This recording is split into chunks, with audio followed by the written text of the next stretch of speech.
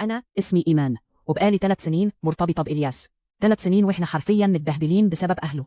ناس هاي كلاس بزيادة من بتوع الفشخرة والدلع، ومش شايفين إن ابنهم ينفع يتجوز واحدة مش من مستواهم. وأنا بصراحة تعبت خلاص. الحاجة الوحيدة اللي مخلتني مكملة معاه هي الحب، أو خليني أقول الحب الأعمى اللي أنا غرقانة فيه لحد ودني. المهم، امبارح يا سيدي إلياس قال لي: بصي، النهارده هنخرج أنا وإنتي ووالدية نتعشى سوا، وأنا هتكلم معاهم وأقنعهم بيكي. أنا كنت هطير من الفرحة، بس قبل ما نقفل قال لي كده على الماشي: بس خدي بالك، ماما عصبية شوية، لو قالت أي كلمة تضايقك بلاش تردي. قلت في سري ماشي، أكيد هي المشكلة، وأنا هعدي الليل على خير. رحت البيت فرحانة كأني رايحة أتخطب رسمي.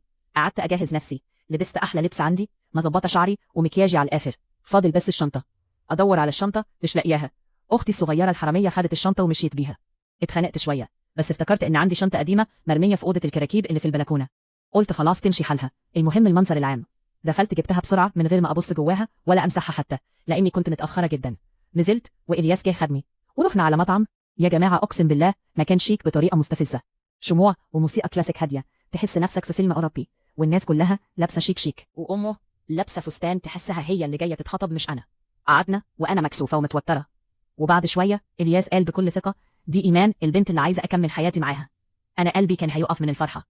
بدأوا يجيبوا الأكل وكل حاجة ماشية تمام، لحد ما سمعت صوت غريب، صوت كأن في حاجة بتتكعبل أو بتقرب جاية من ناحيتي.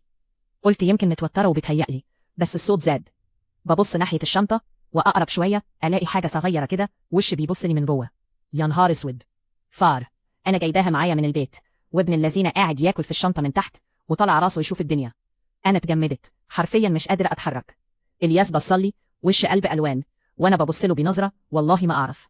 أمه قالت: في إيه مالكم؟ وفي اللحظة دي أنا اتخضيت، قمت مسكت الشنطة بسرعة عشان أرميها بعيد. أول ما وقفت الفار نط فوق الترابيزة، وقعد يجري من ترابيزة لترابيزة زي المجنون. الناس بتصرخ، ستات بتعيط، كراسي بتقع، المطعم اتقلب فيلم رعب. أم إلياس مسكت أعصابها بالعافية وخدت كذا حباية مرة واحدة وهي بتصرخ: إيه ده؟ إيه القرف ده؟ وإلياس خلع فردة الجزمة وجاري ورا الفار عايز يموته، وأنا واقفة مصدومة. هم أعمل إيه؟ قلت طب أعمل نفسي أغمى عليا يمكن أهرب من المصيبة. وقعت على الأرض، بس ولا كأن حد شافني أصلا. بعد شوية لقيت نفسي لوحدي على الأرض. قمت بالعافية وببص حواليا. المطعم اللي دخلناه كان شيك وفخم، بقى عامل زي خرابة. الناس كلها هربت من غير ما تدفع، وفي الأخير إلياس وأبوه دفعوا الحساب كله. ركبت معاه العربية وأنا ساكتة خالص، كل ما أحاول أتكلم يقول لي: انطقي كلمة واحدة بس وأنا مش هضمن نفسي. وصلني البيت وكان شكله كارثة، فردة جزمة ضايعة، قميصه نصه طالع بره، شعره بايظ.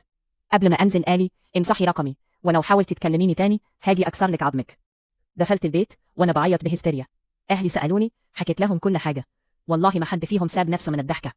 أمي قالت لي بكل برود: روحي اتجوزي ابن خالتك اللي في البلد، ده أأمن ليك. ودلوقتي بجد مش عارفة أعمل إيه، أصالح إلياس ولا أغير اسمي وأسافر أي حتة. بس حاجة واحدة مؤكدة، لو الفار ده ظهر لي تاني والله لأوريه أيام سودة.